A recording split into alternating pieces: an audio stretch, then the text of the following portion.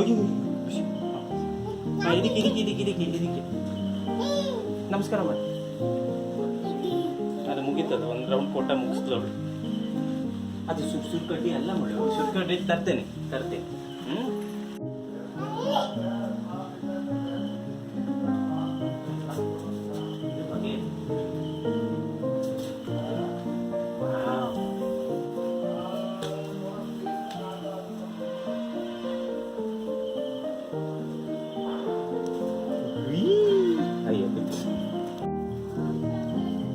Count ಮಾಡು. 1 2 ಹೇಳು.